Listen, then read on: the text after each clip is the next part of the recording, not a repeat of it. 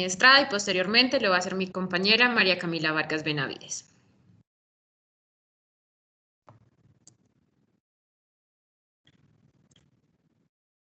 Por favor, ¿me confirman si están viendo la presentación? Sí, dale. Sí, te veo, sí te veo. Perfecto. Entonces, bueno, para empezar a hablar de crisis hiperglicémicas es importante conocer antes algunas definiciones como la diabetes y sus tipos. Entonces, hablamos de diabetes tipo 1 cuando hay una destrucción de las células B del páncreas con déficit absoluto de insulina. Hablamos ya de una tipo 2 cuando la pérdida es progresiva en cuanto a la secreción de insulina y generalmente pues va a estar acompañada de resistencia a la misma. La diabetes mellitus gestacional, que es aquella que se va a diagnosticar después de la semana 20 de gestación y debe ser revalorada al parto. Y tenemos también la diabetes por otras causas como la fibrosis quística, la pancreatitis y la diabetes que se va a dar inducida por algunos medicamentos. En cuanto a los criterios diagnósticos, las guías de la ADA 2018 nos refieren que una glucosa en ayuno mayor a 126 miligramos sobre decilitro, sin ninguna ingesta calórica en las últimas 8 horas, que se repite en 2 ocasiones o a los 7 días. También nos plasmática a las 2 horas mayor de 200 miligramos sobre decilitro con una carga de glucosa de 75 gramos o una hemoglobina glicosilada mayor al 6.5%. También podemos mirar en pacientes con síntomas clásicos de hiperglicemia con una glucosa al azar mayor de 200 miligramos sobre decilitro.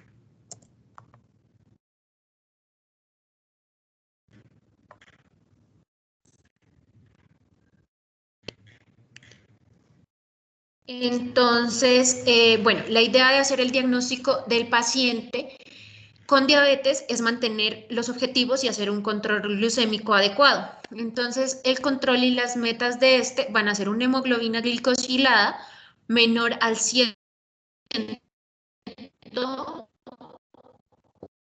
una glucosa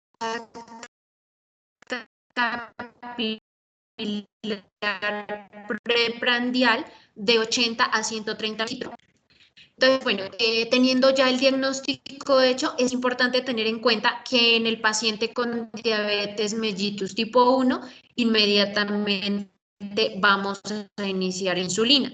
Y en el paciente con diabetes mellitus tipo 2, pues vamos a considerar la posibilidad de iniciar antidiabéticos orales y si ya no funcionan, escalonarlos a insulinas. Entonces, por esto es importante conocer las insulinas que tenemos se deben dar. Entonces, en la tabla que tienen al frente, vamos a mirar que están las insulinas.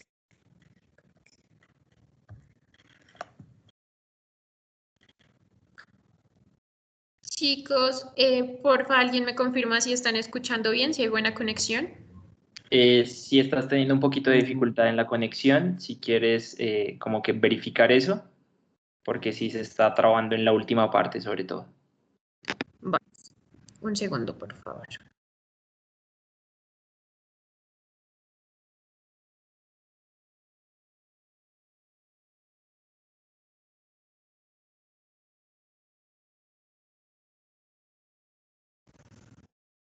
Listo. Bueno, entonces voy a repetirles un poquito de la última parte. Entonces les mencionaba que es importante conocer el tipo de insulinas debido a que el tratamiento en el paciente con diabetes tipo 1 pues va a ser de inicio con estos medicamentos y en el paciente diabético tipo 2 pues se puede escalonar si ya los antidiabéticos orales no han funcionado. Entonces vamos a hablar de líneas rápidas como Lispro, Aspart, que tienen un inicio de acción entre 5 a 15 minutos. Su pico máximo, la duración de acción es entre 3 a 5 horas. Ya tenemos la regular, que va a tener un inicio de acción entre 30 a 60 minutos, un pico de acción entre 2 a 4 horas y una duración de acción entre 6 a 8 horas. La intermedia o la NPH, pues que va a tener un inicio de acción entre 1 a 3 horas, un pico de acción entre 5 a 7 horas y una duración máxima entre 3 a 18 horas. Y las de acción prolongada o lenta es glargina y detemir, que van a tener un inicio de acción aproximadamente a las 4 horas, no hacen un pico máximo y tienen una duración para glargina de 24 horas y detemir entre 18 a 24. Entonces, como les mencionaba, esto es importante debido a que nos va a definir el momento en que vamos a dar cada una. Por ejemplo, si hay hiperglicemias en ayunas, entonces lo recomendable es dar una de acción prolongada. Y si son preprandiales, entonces lo que vamos a hacer es dar una de acción corta. De esta manera, entonces, vamos a hablar del tratamiento que se va a hacer. Primero, sacar la dosis diaria total. Entonces, en cuanto a los pacientes con diabetes tipo 1, vamos a iniciar entre 0.5 a 0.7 unidades por kilogramo. Y en los pacientes con diabetes tipo 2, vamos a dar de 0.4 a 1 unidad kilogramo. Ya para la dosis basal, entonces vamos a dar entre el 30 al 50% de la dosis total y las insulinas de acción prolongada o intermedia. Y en la dosis prandial vamos a dar el 50% restante de la dosis total y lo vamos a dividir. Si son con insulinas de acción rápida, en 3 dosis que las vamos a dar 15 a 30 minutos antes de las comidas. Y si es con insulina regular, la vamos a dividir solamente en 2 dosis que se van a dar antes del desayuno y antes de la cena.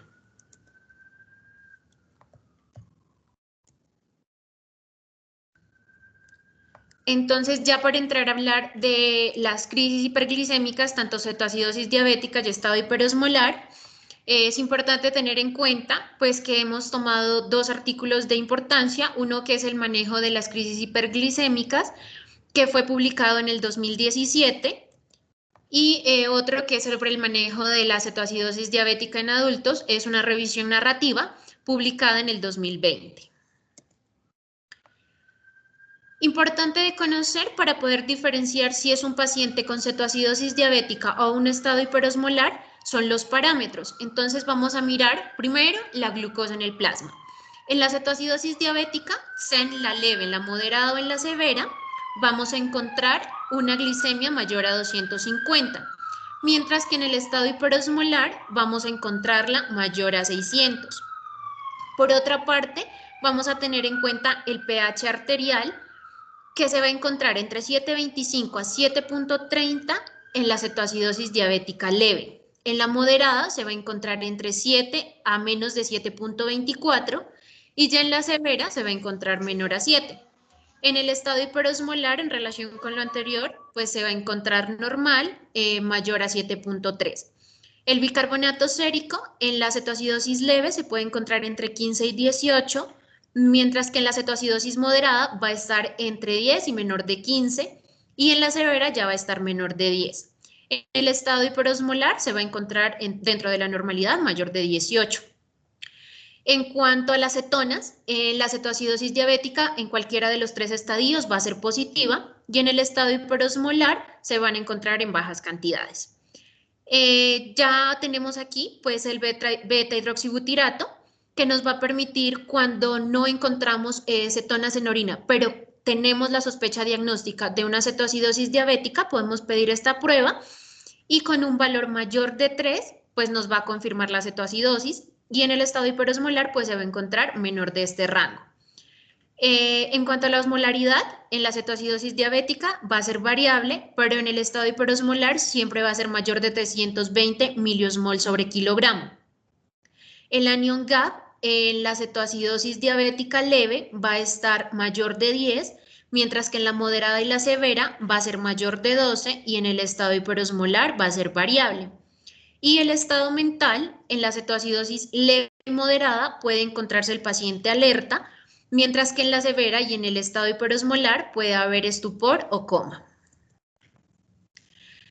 Es importante también que tengamos en cuenta la fisiopatología y cómo se va a llevar el proceso hasta cetoacidosis diabética o estado hiperosmolar. Entonces aquí hay 2 factores que influyen principalmente Uno de ellos es la deficiencia total de insulina en la diabetes mellitus tipo 1 y la deficiencia de insulina relativa en la diabetes mellitus tipo 2.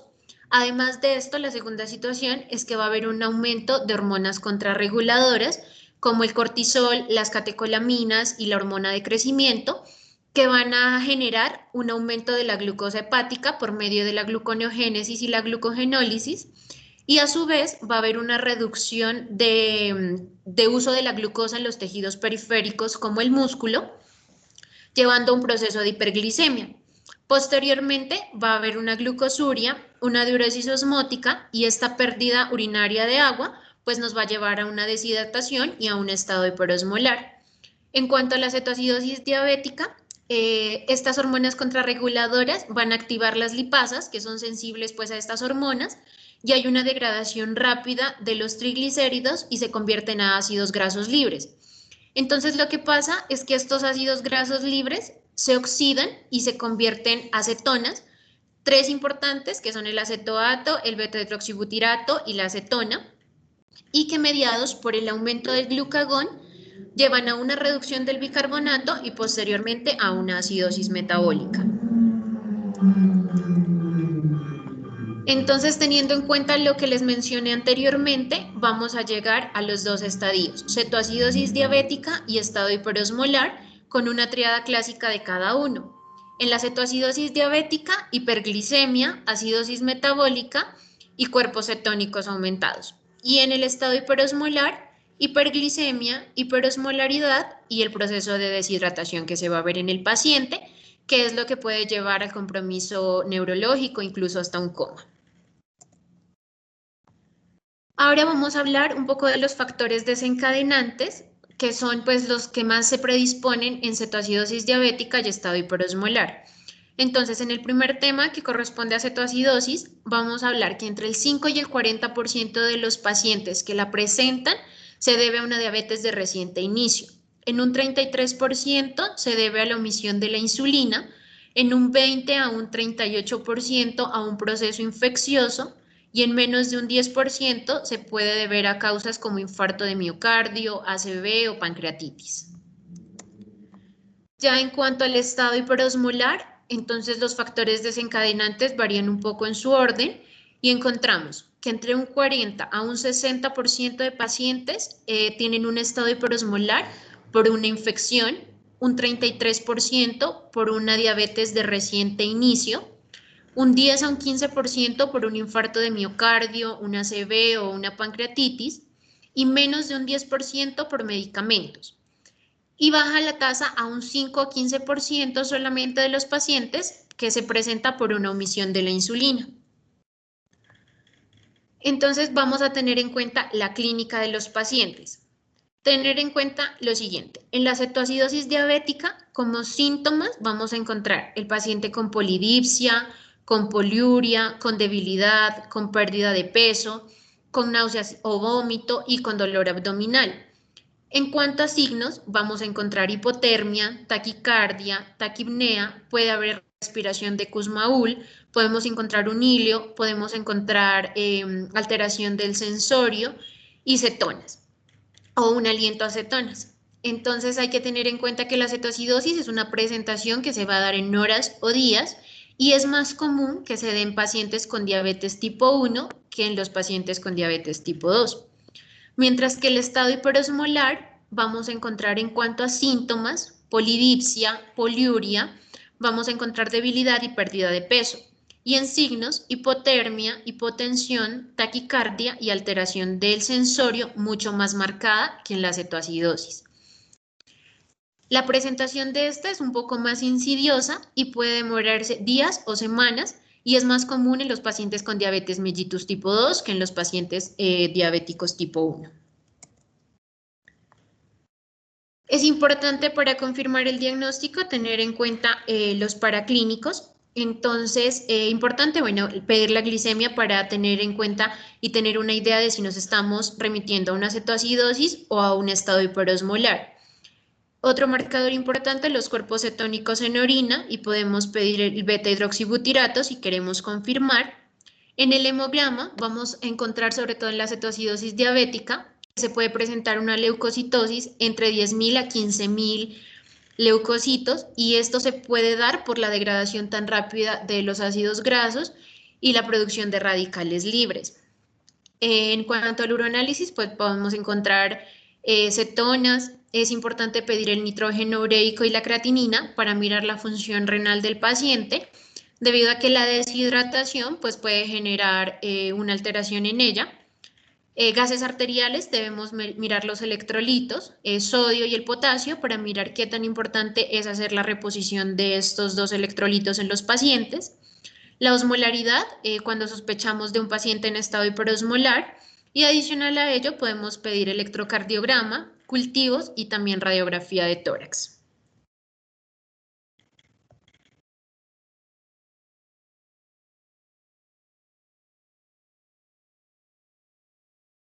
Buenas noches.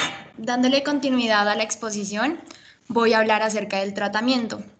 Entonces, en cuanto al tratamiento de la cetoacidosis diabética y del estado hiperosmolar, lo que vamos a hacer es la corrección de la deshidratación, de la hiperglucemia, de la hiperosmolaridad, del desequilibrio electrolítico y de la cetonemia. También es muy importante identificar cuál fue la causa precipitante y tratarla. El tiempo medio de resolución de la cetoacidosis diabética fluctúa aproximadamente entre 10 a 18 horas, y el tiempo de resolución del estado hiperosmolar fluctúa entre 9 a 13 horas.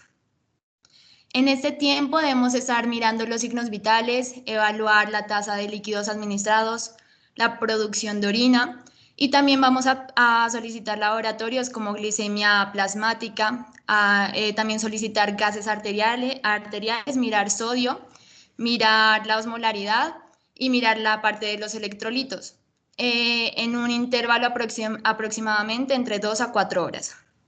¿Dónde vamos a hacer el tratamiento de estas descompensaciones?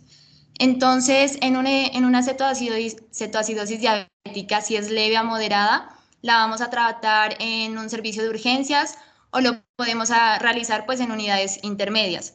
Si ya es una cetoacidosis grave y que esté asociado pues o desencadenado por alguna patología complicada, ya sea sepsis, hemorragia digestiva o infarto agudo de miocardio, lo vamos a tratar en una unidad de cuidados intensivos. A diferencia del estado hiperosmolar, debido a que está en relación con una alteración mental y una mayor mortalidad a diferencia de la cetoacidosis diabética, este sí se beneficia pues el tratamiento en una unidad de cuidados intensivos. Entonces, primero vamos a hacer unos cálculos iniciales donde vamos a observar la osmolaridad plasmática efectiva. Se la obtiene a través de la fórmula 2 sodios más glicemia sobre 18. El valor normal fluctúa entre 285 más o menos 5. Y el anion gap a través pues, de los gases arteriales, la fórmula es sodio menos, abro paréntesis, cloro más bicarbonato, y el valor normal fluctúa entre 12 más o menos 2.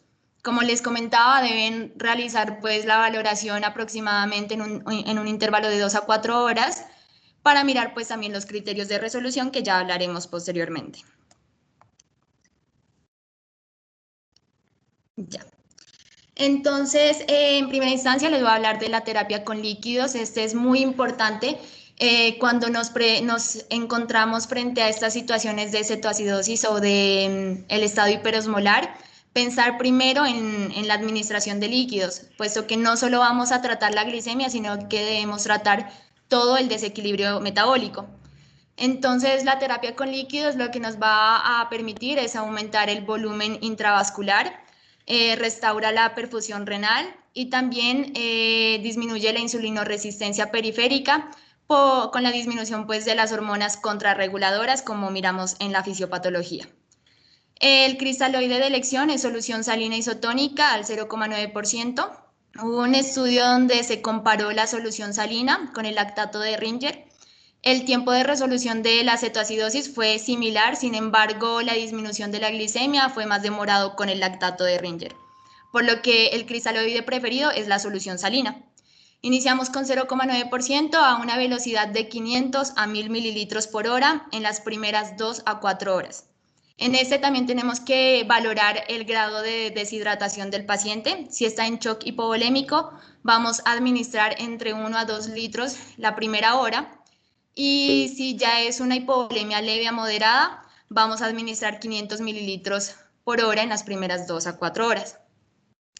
Después de corregir el déficit de volumen intravascular, vamos a continuar con una velocidad de 250. Lo reducimos a la mitad, si estaba en 1000 mililitros, lo continuamos con 500 y por hora. Y se debe cambiar al 0,45%. ¿Cómo decidimos si realizamos el cambio al 0,45%? Entonces, aquí tenemos que mirar el sodio plasmático. Si el sodio plasmático se encuentra menor de 135, continuamos con una solución salina del 0,9%. Pero si está mayor o igual a 135, ya hacemos el cambio a 0,45%. También debemos valorar la glicemia. Si este se encuentra menor a 200 miligramos sobre decilitro en cetoacidosis diabética o menor a 300 miligramos sobre decilitro en estado hiperosmolar, a los líquidos que veníamos administrando, que era aproximadamente 250 mililitros por hora, le vamos a vamos a administrar pues dextrosa al 5%. Esto nos va a permitir de que podamos hacer tratamiento con insulina sin llevar al paciente a una hipoglicemia. Es muy importante también mirar el potasio sérico.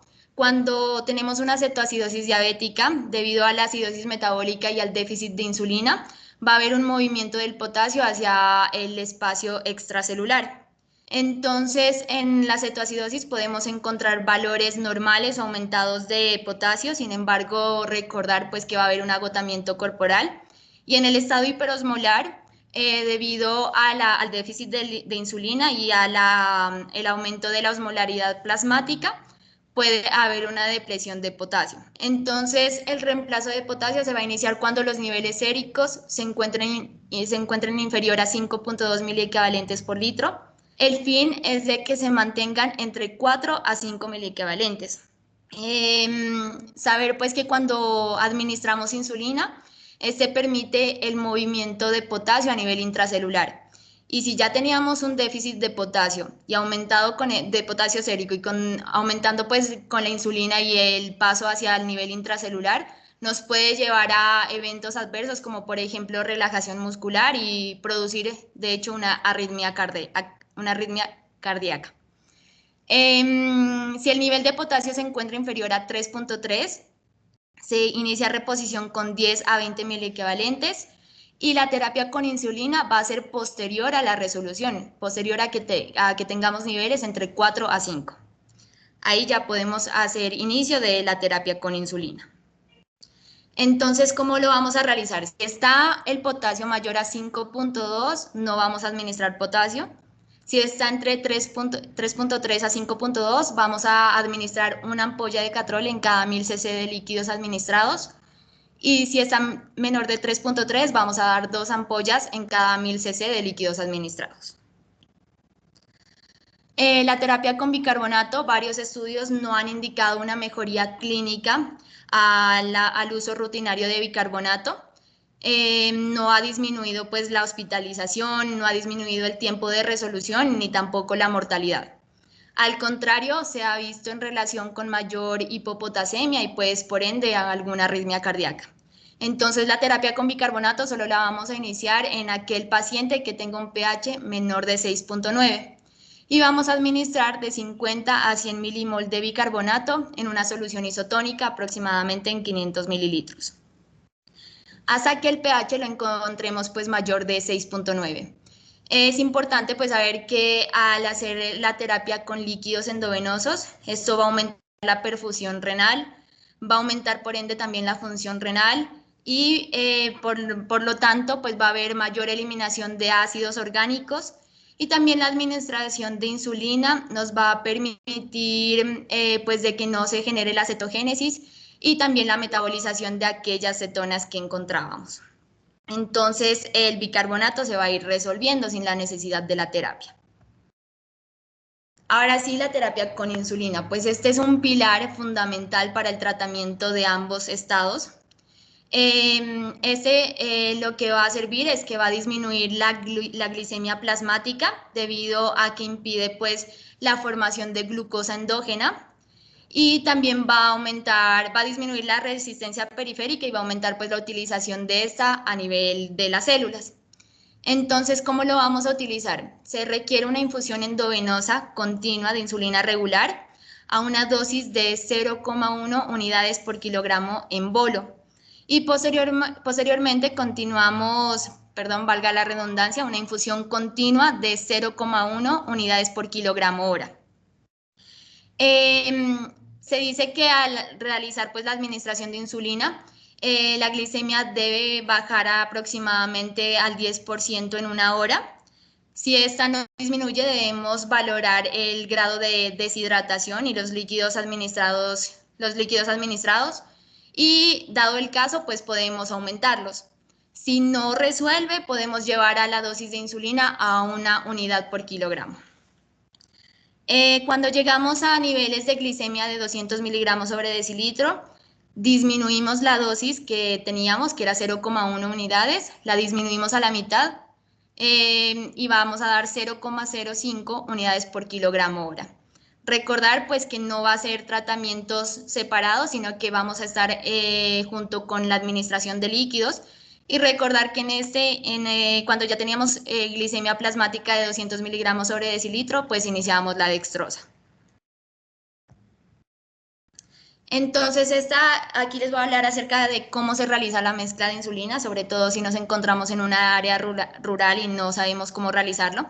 Entonces, saber que cada cc de ampolla de insulina va a tener 100 unidades internacionales y la ampolla contiene 10 cc. Es decir, que contiene pues 1000 unidades internacionales de insulina. Entonces, ¿qué vamos a hacer? Se va a extraer un cc de esa ampolla que contenía 100 unidades internacionales y lo vamos a mezclar con 100 cc de solución salina. Entonces, con esta mezcla, por cada cc de esta mezcla vamos a tener 1 unidad internacional de insulina. Otro esquema de tratamiento es con la administración subcutánea de insulina de acción rápida como Lispro y Aspart cada 1 a 2 horas. Este se va a realizar con un bolo inicial de 0,2 a 0,3 unidades por kilogramo y va a ser seguido de 0,1 a 0,2 unidades por kilogramo cada 1 a 2 horas. Cuando la glicemia ya se encuentre menor de 250 miligramos sobre decilitro, continuamos con una dosis de 0,05 unidades por kilogramo cada hora y 0,01 unidades por kilogramo cada 2 horas respectivamente. Pues es una alternativa que sí ha tenido beneficios. Sin embargo, pues saber que está contraindicado en paciente que esté hipotenso, que tenga cetoacidosis diabética complicada y que esté en un estado hiperosmolar. Ellos se benefician de la insulina endovenosa. Entonces, en cuanto a los criterios de resolución de la cetoacidosis diabética, es cuando tengamos una glicemia menor de 250 miligramos sobre decilitro, que tengamos un bicarbonato mayor de 18 miliequivalentes por litro, un pH mayor de 7.3 y el anion gap se encuentre menor de 12. Y para los criterios de resolución del estado hiperosmolar tenemos una glicemia menor de 250 miligramos sobre decilitro, una osmolaridad plasmática de 310 más o menos 5, que ya haya retorno al estado de conciencia, es decir, que esté normal, y que tolere la vía oral. Ahora sí, la transición al régimen de insulina de mantenimiento. Entonces, es importante saber que la insulina endovenosa tiene una corta vida media de menos de 10 minutos, por lo que el cese abrupto de esta puede ocasionarnos una hiperglicemia de rebote, cetogénesis y una acidosis metabólica pues asociada. Entonces, es necesario aplicar antes del cese de la insulina endovenosa, aplicar una insulina basal subcutánea. Si vamos a utilizar NPH, realizarlo 2 horas antes. Y si utilizamos glargina, de Gludec, de Temir, realizarlo entre 3 a 4 horas antes. Ya pacientes que no tenían un régimen de insulina previo, podemos iniciar con una dosis diaria total de 0,5 a 0,6 unidades por kilogramo. Una va a ser pues mitad basal y mitad bolus. Paciente que no tolere la vía oral, le vamos a dar únicamente la mitad basal o le podemos seguir administrando pues asociado a una infusión continua endovenosa. Ya pacientes que tenían diabetes conocida, se puede continuar con el régimen que venía manejando y solo se va a realizar el ajuste dependiendo si hay antecedentes de hipoglicemias o de hiperglicemias. Las complicaciones que tenemos durante el tratamiento de la cetoacidosis y del estado hiperosmolar, el más frecuente es la hipoglicemia. Se da entre un 5 y un 25% de los pacientes y sobre todo pues está asociado porque no estamos valorando frecuentemente la glicemia, porque no hicimos la disminución de la insulina o porque no iniciamos la dextrosa, como se les comentaba. Entonces, es importante monitorizar frecuente la glicemia cada 1 a 2 horas. Estos pacientes cuando están realizando la hipoglicemia hay muchos que no presentan sintomatología pues asociada como por ejemplo la sudoración, la taquicardia, entonces se nos puede pasar y puede llegar a una hipoglicemia, un evento agudo que relacionado pues a convulsiones, arritmias y a eventos cardiovasculares. Otra de las complicaciones es la hipopotasemia. Sobre todo cuando ya realizamos la administración de insulina, va a haber un aumento de la captación celular de potasio. Entonces es muy importante recordar cuándo tratábamos y estar valorando los niveles plasmáticos. También podemos tener como complicaciones la sobrecarga de fluidos y el edema agudo de pulmón. Está asociado a edema cerebral, en adultos no se presenta, pero sí en niños, alrededor del 1%, y aumenta la mortalidad entre un 20 a un 40%. Este inicialmente se va a asociar a deshidratación e hiperventilación, no está asociado a la osmolaridad plasmática inicial, ni a la osmolaridad posteriormente a la administración de líquidos endovenosos, ni a la velocidad de estos. El edema cerebral se va a desarrollar alrededor de las 4 a 12 horas después del comienzo del tratamiento, hasta las 24 a 48 horas, y se presenta con alteración de la mentalidad, con respuesta motora normal, con posición de decorticación o descerebración, y el tratamiento lo vamos a realizar con manitol 0,5 o 1 gramo por kilogramo endovenoso por 20 minutos. Si no hay respuesta a este tratamiento, se va a realizar nuevamente el tratamiento con manitol en los 30 minutos siguientes. Dado el caso que no responda, una alternativa pues es la solución salina hipertónica al 3% y se va a administrar 5 a 10 mililitros por kilogramo durante 30 minutos. Es importante realizar un TAC para descartar otra etiología, mirar si hay un infarto cerebral o un trombo. Entonces, otra de las complicaciones es la rhabdomiólisis. Esta saber pues que se presenta tanto en cetoacidosis diabética como en el estado hiperosmolar, sin embargo es más frecuente en el estado hiperosmolar. Saber que esta aumenta el riesgo de insuficiencia renal aguda y se presenta con la triada clásica sintomatológica que son las mialgias, la debilidad, la orina oscura, y es necesario estar realizando pues medición de creatinina cada 2 a 3 horas con el fin pues de prevenir dicha complicación.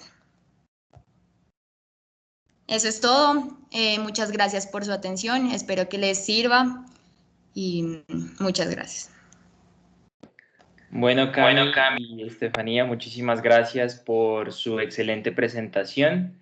Fue muy fluida y darles las felicitaciones también. A continuación quisiera darle la palabra a nuestra tutora asociada, la doctora Dolly Pantoja. Muy buenas noches, Doc.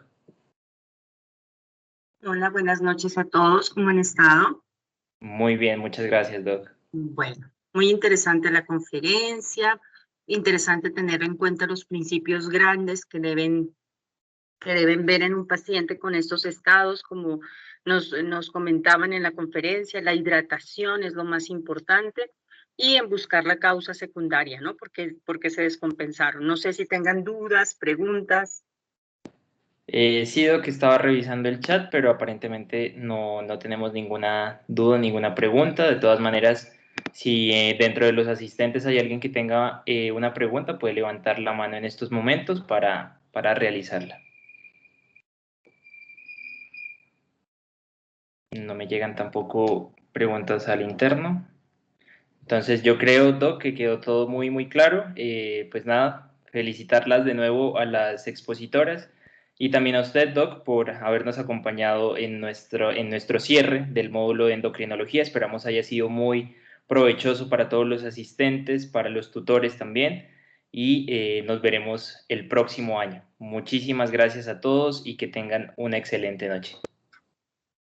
Bueno, una feliz noche, una feliz Navidad y que sigan así de juiciosos. Muchas gracias, Doc. Muchas Que esté muy gracias. bien. Chao. Chao.